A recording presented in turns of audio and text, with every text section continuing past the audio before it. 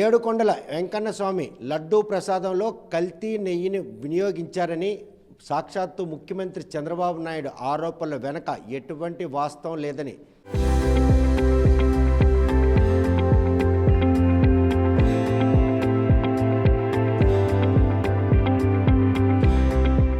CBI సిఐడితో పాటు దర్యాప్తు సంస్థలు కూడాను తేటతలం చేశాయి. మరోవైపు సుప్రీంకోర్టు కూడాను ఏదైతే కల్తీ నెయ్యి విషయంలో మాత్రం ఎటువంటి నెయ్యి వాడకం జరిగింది అన్న విషయంలో ఇంకా లోతైన దర్యాప్తు జరపాలని ఎన్డీడీబీ అటువంటి ఒక ప్రముఖ సంస్థకు మాత్రం ల్యాబ్కి రిపోర్ట్ ఇవ్వడం జరిగింది. ఈ నేపథ్యంలో ఈ వ్యవహారంలో ప్రపంచ యావత్తు కూడాను ఆంధ్రప్రదేశ్ వైపు చూసే విధంగా కూటమి ప్రభుత్వం ఈ వ్యవహారాన్ని ఇంకా సాగు తీసుకుంటూ పోతుంది. వారికి దర్యాప్తు సంస్థల మీద నమ్మకం లేదా, లేకపోతే ల్యాబ్ రిపోర్ట్ల మీద వారికి స్పష్టత లేదా అన్న విషయం ప్రస్తుతం మనతో మాట్లాడడానికి టెక్కల వైఎస్ఆర్ కాంగ్రెస్ పార్టీ నియోజకవర్గం ఇన్ఛార్జి పేరాటి తిలక్ మనతో ఉన్నారు. చూస్తే కనుక 2 ఏళ్ళు కావస్తూ ఉంది. సిట్ సిబిఐతో పాటు న్యాయస్థానంతో పాటు ల్యాబ్ రిపోర్ట్ల ప్రపంచంలో ప్రఖ్యాతిగా ఎన్డీడీబీ కావచ్చు, ఎన్డీఆర్ఐబి కావచ్చు, ఇవి ఇచ్చినప్పుడు కూడా ఇంకా కూటమి ప్రభుత్వం ఇంకేదో ఉంది అని కోడుగుడ్డు మీద ఎంట్రుకలు తీసే ఒక ప్రక్రియను మొదలుపెట్టిందంటే చంద్రబాబు నాయుడు గారికి మొదటి నుంచి అలవాటు ఇవన్నీ. ఎందుకంటే అతను అధికారంలోకి వచ్చిన తర్వాత పాలన గాలికి వదిలేసి కొత్త ఇష్యూను లేవనెత్తి దానివైపు జనాలను కన్వర్ట్ చేసుకొని ఇటు ప్రతిపక్షాలు అవ్వచ్చు, ప్రజలకు కానీ దాని మీదే డిస్కషన్ జరిగే విధంగా ఉద్దేశపూర్వకంగా లేనిది కూడా సృష్టించి ప్రచారం చేయటం చంద్రబాబు గారికి మొదటి నుంచి అలవాటు. ఈ డైవర్ట్ పాలిటిక్స్లో ప్రస్తుతం మాత్రం ఒక ప్రముఖ దర్యాప్తు సంస్థలు మీకు ఆల్రెడీగా ఆధారాలు ఇచ్చాయి. అదేవిధంగా ప్రముఖ ల్యాబ్ రిపోర్ట్లు వచ్చినాయి. న్యాయస్థానంలో కూడా దానికి సంబంధించినటువంటి ఒక స్పష్టత వచ్చింది. అయినప్పటికి కూడా ఇంకా ఏ విషయం ప్రస్తుతం నానుందని చెప్పి ఆయన డైవర్ట్ పాలిటిక్స్ వినియోగిస్తున్నారంటే ఆయన కేవలం ఇప్పుడు అమరావతిలో ల్యాండ్ పూలింగ్ చేస్తున్నారు. అమరావతిలో జరుగుతున్న ల్యాండ్ పూలింగ్ని కన్వర్ట్ చేయాలని అనుకుంటే ఈ లడ్డు ఇష్యూని రెగ్యులర్గా ప్రజల మధ్య డిస్కషన్లో పెట్టాలా. ప్రధాన ప్రతిపక్షాన్ని మీద ఆరోపణ చేసి ఉద్దేశపూర్వకంగా జగన్మోహన్ రెడ్డి గారి మీద ఈ అంశాన్ని నెట్టి అది దాంట్లో సుబ్బారెడ్డి గారు అలాగే కరుణాకర్ రెడ్డి గారి పాత్ర ఉందని చెప్పి అతనికి అనుకూలమైన పత్రికలు ఛానల్ ద్వారా ప్రచారం చేయించి దీన్ని అంతటినీ డైవర్ట్ చేయడం ఆయన ఉద్దేశం. ప్రస్తుతం ఎటువంటి డైవర్షన్ చేసే పరిస్థితులు లేని నేపథ్యంలో ఇప్పుడు కూడా అదే పని అనుకుంటూ పని కట్టుకుని ఈ ప్రక్రియకి వాళ్ళు కంటిన్యూ చేస్తున్నారండి. అంటే మెయిన్ ఉద్దేశం ఆయన ఏం చేస్తున్నాడంటే ఇస్తామన్న సంక్షేమ పథకాలు అమలు చేయలేదు. సూపర్ 6 పూర్తిగా అమలు చేయకుండా ప్రజల్లో వ్యతిరేకత వచ్చింది. ఏ ప్రభుత్వమైనా అధికారంలో ఉండి సంవత్సరన్నర కాలంలో ఇంత పెద్ద ఎత్తున అవినీతి ఆరోపణలు ఎదుర్కోవటమే కాదు, ప్రభుత్వం మీద వ్యతిరేకత కూడా ఇంత భారీ స్థాయిలో రావటం అనేది ఇది మొదటిసారి. ఇది అన్ని రాష్ట్రాల కంటే చూసుకుంటే ఆంధ్రప్రదేశ్ మరీ ఘోరంగా ఉంది. ఈరోజు చంద్రబాబు నాయుడు గారు పాలన పూర్తిగా అతనికి తెలుసు, అనుభవం ఉంది కనుక పాలన కోసం తెలుసు. దీన్ని డైవర్ట్ చేయడానికి కోసం లడ్డు ఇష్యూని ఇప్పుడు రెగ్యులర్గా ఇచ్చేశారు. లడ్డు ఇష్యూ తెర మీద తేడానికి కూడాను విజయవాడ నీట మునిగిపోయినటువంటి బుడమేరు వరదలలోనే ఈ అంశాన్ని తెర మీద తెచ్చారు. అక్కడ ఒక డైవర్షన్ జరిగితే ఈరోజు దర్యాప్తు సంస్థలు క్లియరెన్స్ ఇచ్చినప్పుడు కూడా మళ్ళీ ఇక్కడ ఒక డైవర్షన్, ఈ డైవర్షన్ వెనకున్న ఆంతర్యం ఏమని భావించు? కేవలం ఆయన డైవర్షన్ చేసుకోవడానికి ఇష్యూని పక్కదో పట్టించడానికి కోసం చేసే కార్యక్రమం. మేము అడుగుతున్నాం, ఇప్పటికైనా ఏదైతే ఏ ల్యాబ్లో అయితే ఈ టెస్టులు జరిగాయో ఆ ల్యాబ్ల పైన మీకు నమ్మకం లేదా? మేము అడుగుతున్నాం. ఎన్డీడీబీఐ ల్యాబ్ని మనం క్లియర్గా ఈవేళ ఆయన రిపోర్ట్ ఇచ్చారు. ఎన్డీడీఐ ల్యాబ్ తాలుగా రిపోర్టుని మీరు ఎందుకు పరిగణలోకి తీసుకోవట్లేదు? లేదా మీరు పెట్టిన సిట్ అధికారులు మీద మీకు నమ్మకం లేదా? లేదా సిబిఐ ఎంక్వైరీ చేయించారు కేంద్ర ప్రభుత్వం మీద, ఇది ఒత్తిడి తీసుకొచ్చి కోర్టుకు వెళ్ళి దీనిపై సిబిఐ ఎంక్వైరీ చేయమని చెప్పి ఆనాడు టీటీడీ చైర్మన్గా ఉన్న మరి సుబ్బారెడ్డి గారే స్వయంగా వెళ్ళి కోర్టుకు వెళ్ళి సిబిఐ ఎంక్వైరీ కోరటం జరిగింది. ఇది ఆరోపణ ఎదుర్కొంటున్న ఒక వ్యక్తిపై మీరు ఆరోపణ చేయడానికి ప్రయత్నించారు. ఆ వ్యక్తే ధైర్యంతో ముందుకెళ్ళి తన చిత్తశుద్ధిని నిరూపించుకోవడానికి కోసం సిబిఐ ఎంక్వైరీ చేయమని కేంద్రానికి ఒత్తిడి తీసుకొచ్చి కేంద్రం కూడా దాంట్లో కలుగు చేసుకోకపోతే కోర్టుకు ఆశ్రమించి సిబిఐ ఎంక్వైరీని కోరటం జరిగింది. వాళ్ళు 2 ఎంక్వైరీ సంస్థతో చేయించారు. ఎన్డీఆర్ఐ అనే సంస్థతో ఎంక్వైరీ చేయించారు. వాళ్ళు క్లియర్గా దానిలో ఎటువంటి కొవ్వు పదార్థాలు కలవలేదు, అందులో జంతు కొవ్వు కానీ పంది కొవ్వు కానీ ఇతర కొవ్వు దీంట్లో లేవు అని చెప్పి క్లారిటీగా షార్ట్ షీట్లు వాళ్ళు వేసుకున్న షార్ట్ షీట్లు పోలీస్ ఫైనల్ రిపోర్ట్ అని చెప్పి కోర్టుకు సబ్మిట్ చేసే షార్ట్ షీట్లు వాళ్ళు సమర్పించుకున్న అంశం అది. దాన్ని కూడా ఈవేళ మళ్ళీ రాజకీయ లబ్ధి కోసం అసలు సిబిఐ ఎంక్వైరీ కానీ షిట్ చేసే అధికారులు చేసే ఎంక్వైరీని కానీ పక్కన పెట్టి క్యాబినెట్ సమావేశం పెట్టి మళ్ళీ కొత్తగా క్యాబినెట్ సమావేశం పెట్టి ఉద్దేశపూర్వకంగా ఒక సంస్థను ఏర్పాటు చేసి ప్రతిపక్షాలపై ఇది బురద జల్లాలని ప్రయత్నం చేస్తున్నారు. అడుగుతున్నాం, చంద్రబాబు నాయుడు గారు మీరు సూపర్ 6 ఇస్తామన్నారు, సూపర్ 7 అని చెప్పారు.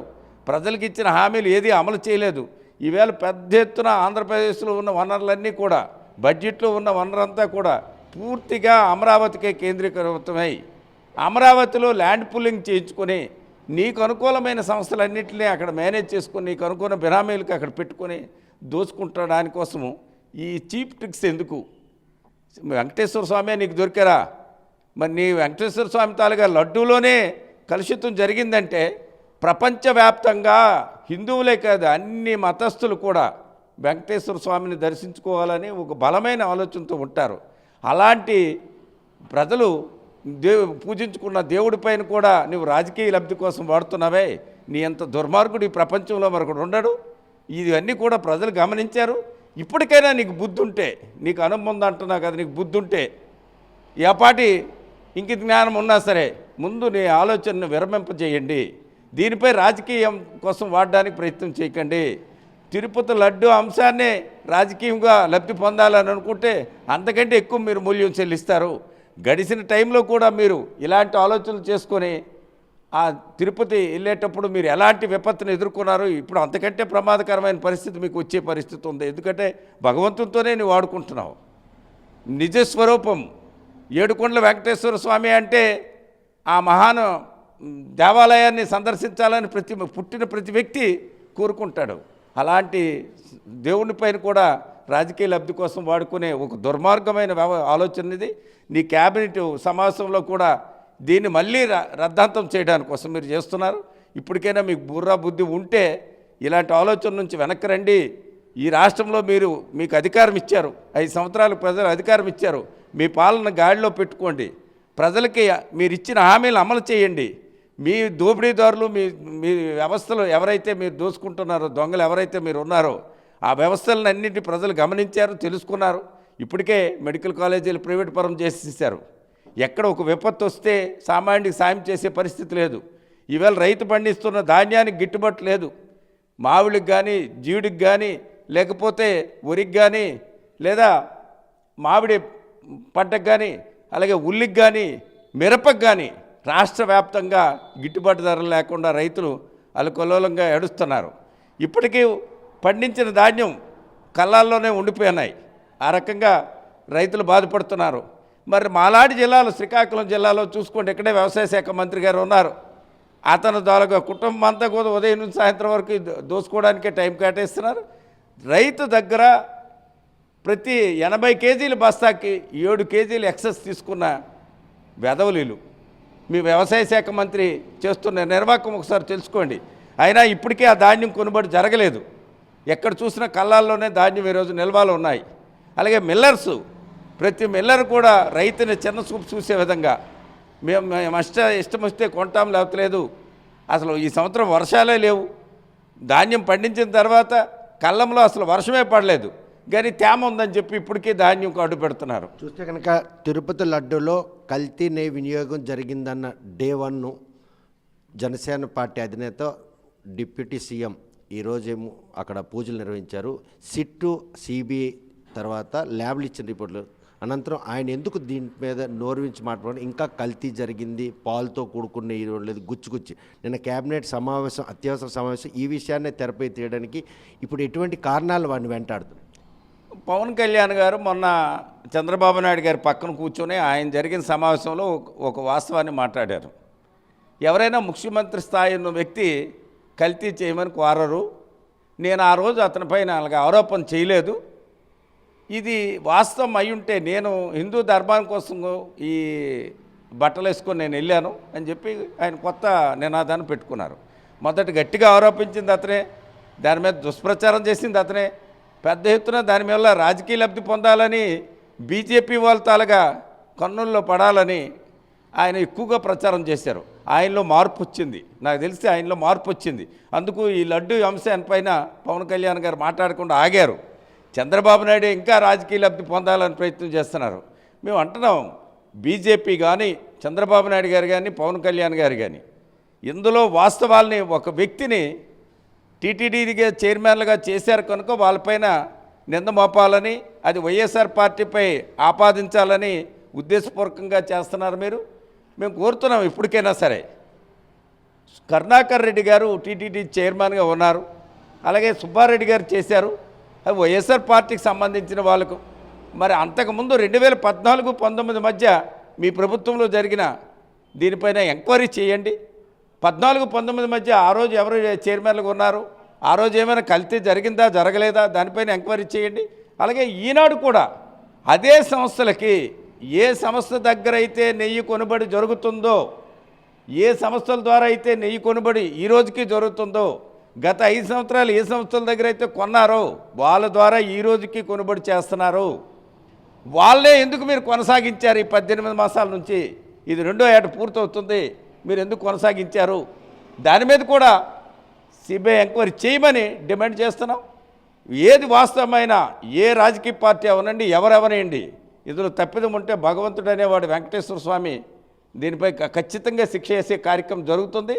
దానిలో ప్రధానమైన దొంగ చంద్రబాబు అని ఈ సందర్భంగా తెలియజేస్తుంది. చూస్తే కనుక ప్రస్తుతం వైవి సుబ్బారెడ్డి ఫోన్ విషయంలో ఒక నెయ్యి సప్లై చేసినటువంటి ఒక వ్యక్తి ఫోన్ కాంట్రాక్ట్ ఉందని కొత్త అంశం నిన్న కేబినెట్ తీర్మానం తర్వాత ఈరోజు వెలుగులోకి.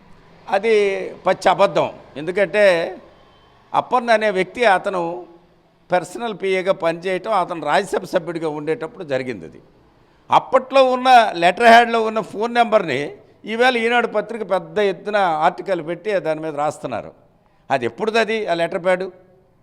దాన్ని సుబ్బారెడ్డి గారిని ఆపాదిస్తే జగన్మోహన్ రెడ్డి గారికి ఇది చెందుతుంది, వైఎస్ఆర్ పార్టీ మీద ఇది ప్రచారం జరుగుతుందని ఇప్పుడు కొత్తగా లేనిది సృష్టించుకొని చేస్తున్నాను.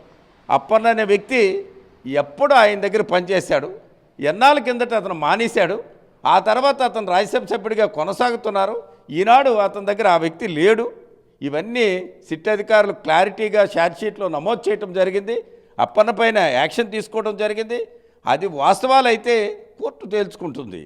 కానీ రాజకీయాల కోసం దుష్ప్రచారం చేయటం, అబద్ధపు మాటలు చెప్పడం, ప్రచారం చేయటం ఇది భావ్యం కాదు. వాస్తవంగా ఎవరైతే అతని కింద పనిచేస్తే ఆ ఫోన్ నెంబర్తో ఉందో అది ఏనాడుదో బహిర్గతం చేయండి ముందు. వాస్తవంగా అది ఎప్పుడు జరిగింది, అది దానికి సంబంధం ఏంటి? సుబ్బారెడ్డి గారి దగ్గర ఎప్పుడో అతను పర్సనల్ పిఏగా పనిచేసిన వ్యక్తిని ఈవేళ అతని దగ్గర పనిచేసినట్టు మీరు రాస్తున్నారు. ఇది ప్రజలకు తప్పుడు సమాచారం ఇవ్వడం కాదా? ఇవన్నీ బహిర్గతం అవ్వాలని కోరుతున్నాం.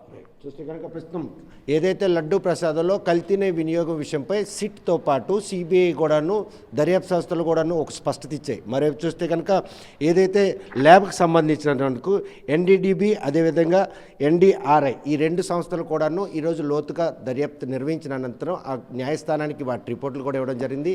ప్రతి అంశంలో కూడాను ఏదో ఒక డైవర్ట్ పాలిటిక్స్ ప్రస్తుతం మాత్రం 2 ఏళ్ల పాలనలో రాష్ట్ర ప్రజలు ఎవరూ కూడాను కూటమి ప్రభుత్వాన్ని నమ్మకపోవడంతోనే డైవర్ట్ పాలిటిక్స్ మాత్రం తెరతీశారు. ఈ విషయంపై వైబీ సుబ్బారెడ్డికి గతంలో పరిచయం అప్పన్నను తెరపెట్టారు. ఒక కేబినెట్ అత్యవసర సమావేశంలో రాష్ట్ర అభివృద్ధి కోసం ఒక చర్చ జరగాలి, కానీ కేవలం లడ్డూ ప్రసాదం విషయంలో అది కూడా ఏడుకొండల వెంకన్న స్వామి అంశాన్ని రాజకీయం చేయడం ఎంతవరకు తగును? ఈ విషయంలో ఎవరైతే ఈ కల్తీ నెయ్యికి పాల్పడ్డారని ఆరోపించారో 2014-19 వరకు ఏ సంస్థలు అయితే నెయ్యిని సప్లై చేస్తుందో అవే సంస్థలు 2019-24 సప్లై చేసి 24 నుండి 2 ఏళ్ళు కావస్తున్న ఆ సంస్థల నుండే ఈరోజు నెయ్యిని కొనుగోలు చేసి ఆ లడ్డూలు వినియోగిస్తున్నారు. అది కల్తీ నెయ్యి నిర్ధారించినట్టే ఆ సంస్థల నుండి ఎందుకు వాటిని ఏదైతే సరఫరా నిలుపుదల చేయలేదో ప్రశ్నిస్తుంది. మరి ఈ విషయంలో కూటమి ప్రభుత్వం వైఎస్ఆర్ కాంగ్రెస్ పార్టీ చేస్తున్నటువంటి ఎదురు దాడికి ఎటువంటి సమాధానం చెప్తుందో వేచి చూడాల్సిందే. వీడియో జర్నలిస్ట్ రామకృష్ణతో సత్యం, RTV శ్రీకాకుళం. స్పెసిఫికేట్ చేయమని local to global news at your finger tips. మీ చేతిలో ఒక ఆయుధం. Download R TV app. Media legend Ravi Prakash is back.